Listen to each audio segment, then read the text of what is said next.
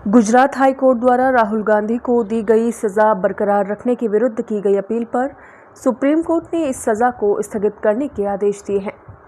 इस पर राजस्थान प्रदेश कांग्रेस कमेटी के रिसर्च विभाग के अध्यक्ष व एआईसीसी सदस्य प्रोफेसर वेद प्रकाश शर्मा ने प्रसन्नता व्यक्त करते हुए कांग्रेस कार्यकर्ताओं व आमजनों के साथ मिलकर मालवीय नगर विधानसभा क्षेत्र में फल व मिठाई वितरित की।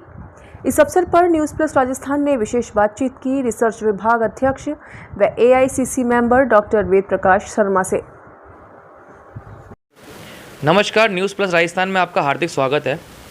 जैसा कि आपको पता है कि आज जो सुप्रीम कोर्ट ने राहुल गांधी की सज़ा पर रोक लगा दी है, उसके बाद रिसर्च विभाग इसको किस तरह से देखता है उसको जानने के लिए आज हम पहुँचे हैं राजस्थान प्रदेश कांग्रेस कमेटी के रिसर्च विभाग chairman doctor professor Ved Prakash Sharma ji के पास।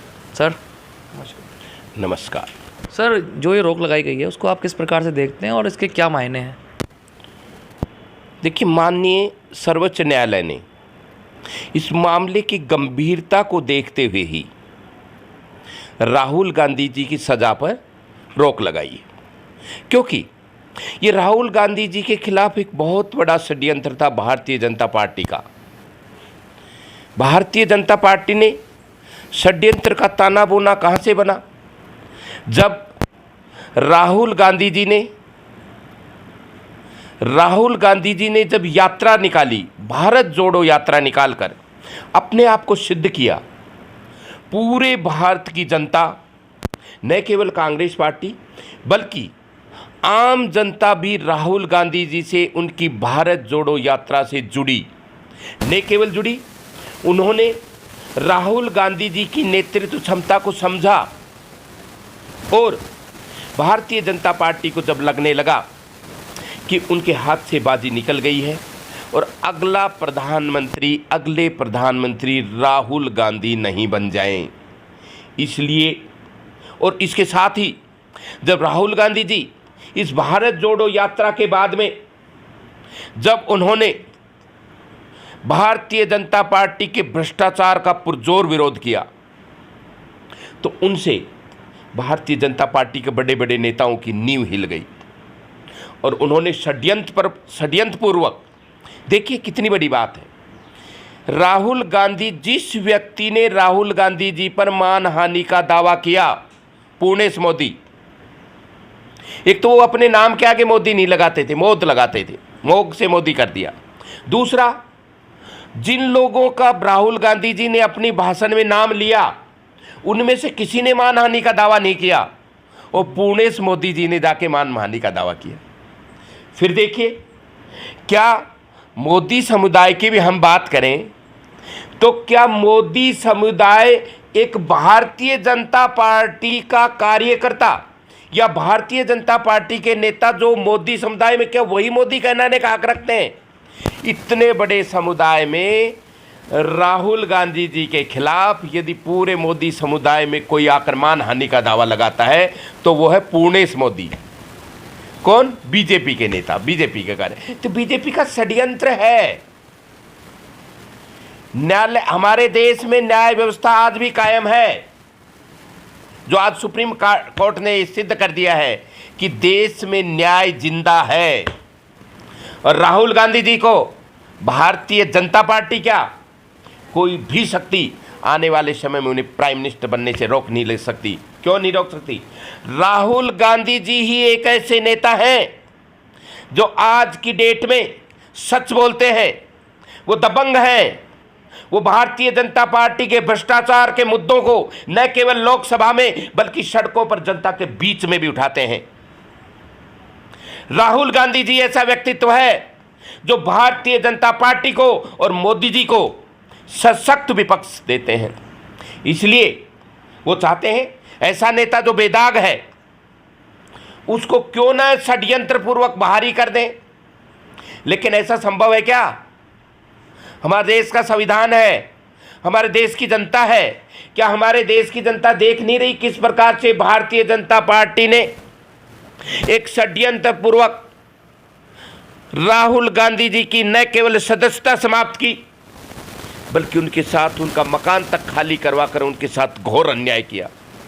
जनता देख रही है लोकसभा के चुनाव में अपना जवाब देगी। भारतीय जनता पार्टी कभी हिंदू मुस्लिम करवाती है तो कभी कांग्रेस में राहुल गांधी जैसे कांग्रेस पार्टी के शीर्षतम नेता को भी वो नहीं छोड़ती है, उसके साथ भी घोर अन्याय करने के लिए पीछे नहीं हटती है। लेकिन ये भारतीय जनता पार्टी का अहंकार है, ये मोदी जी का अहंकार है। उन्हें शायद इस बात का पता नहीं है कि जब रावण जैसे व्यक्ति का अहंकार नहीं चला तो आपका अहंकार कहाँ से चलेगा मोदी जी। ये जनता सब देख रही है, इसका जवाब देगी आपको। आज राहुल गांधी जी के साथ सुप्रीम कोर्ट ने न्याय कर दिया है। हमने भी हमारे जयपुर में मालवीय नगर विधानसभा के साथियों ने आज मिठाई बांट के मेरे साथ खुशी मनाई है राहुल गांधी जी के साथ इस न्याय के कदम की। राहुल गांधी जी की सजा पर रोक लगने से न केवल कांग्रेस का कार्यकर्ता बल्कि देश का प्रत्येक व्यक्ति बहुत खुश है, जो देश में न्याय का शासन चाहता है, जो देश में संविधान की कदर करता है। इसलिए आज मैंने मालवीय नगर विधानसभा क्षेत्र के कांग्रेस पार्टी के साथियों एवं रिसर्च विभाग के पदाधिकारियों के साथ राहुल गांधी जी की सर्वोच्च न्यायालय द्वारा उनकी सजा पर रोक लगाने पर हमने मिठाइयाँ बांटी हैं, खुशी मनाई है। और क्यों नहीं मनाएंगे खुशी, हमारे नेता के साथ आज न्याय हुआ है। वो नेता जिन्होंने जनता के बीच आकर अपने आप को सिद्ध किया है, वो नेता जो बेबाक है, भ्रष्टाचार और झूठ के खिलाफ निडर होकर लड़ते हैं। यदि आज भारतीय जनता पार्टी और भारतीय जनता पार्टी के शासन ने आज लोगों में इतना भय व्याप्त कर दिया है, संवैधानिक संस्थाओं पर कब्जा स्थापित कर दिया है, ऐसे स्थिति में क्षेत्रीय दलों के बड़े बड़े छत्रप भी भारतीय जनता पार्टी के खिलाफ बोलने के लिए हिम्मत नहीं जुटा पाते हैं।